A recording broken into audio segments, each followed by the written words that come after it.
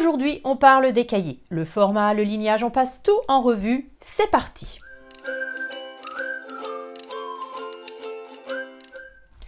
Bonjour, je suis Cécile Maléco, rééducatrice en écriture et formatrice en pédagogie de l'écriture méthode Dumont. Nous allons explorer dans cette vidéo le monde des cahiers. En ce qui concerne les crayons, j'avais fait le tour dans celle que j'avais mise en ligne il y a quelques mois.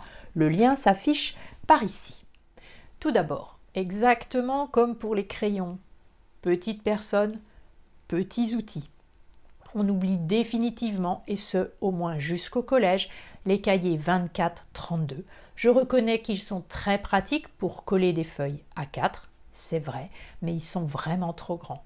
J'ai fait le calcul, pour un enfant de 6 ans, un cahier de 32 cm de hauteur équivaut à un cahier de 54 cm pour un adulte de ma taille. 54 cm, ça fait ça. On oublie, c'est trop grand.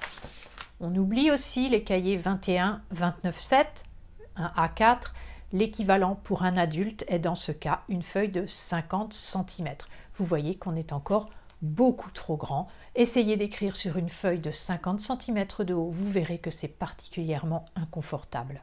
De plus, ces cahiers prennent une place énorme sur les petits bureaux des élèves. Ils pèsent lourd et leur grand format empêche les enfants de les incliner correctement.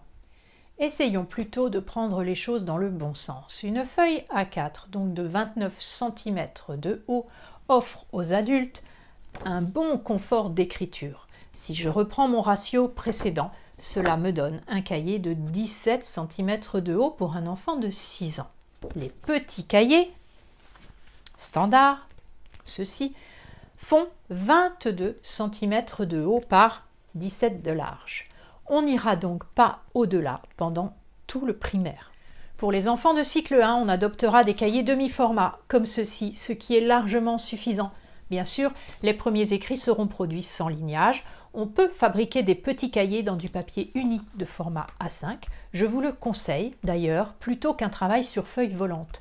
En effet, savoir travailler dans un cahier, cela s'apprend. On commence à la première page, on va de gauche à droite dans le cahier. Comme sur les pages, on écrit de haut en bas, donc il faut commencer en haut de la page. Ces règles sont arbitraires et l'enfant va devoir les intégrer petit à petit. Ceci fait aussi partie de l'apprentissage. En ce qui concerne le lignage, essayez toujours de choisir un lignage bicolore, beaucoup plus facile à utiliser que le lignage monochrome. La ligne de base imprimée en violet étant clairement identifiable, les autres lignes sont quant à elles imprimées en vert. Pour ce qui est de la taille du lignage, il existe des lignages Seyès plus grands que le 2 mm classique pour faciliter l'apprentissage. On n'ira jamais au-delà du 3 mm. Rappelez-vous que les enfants ont des petits doigts.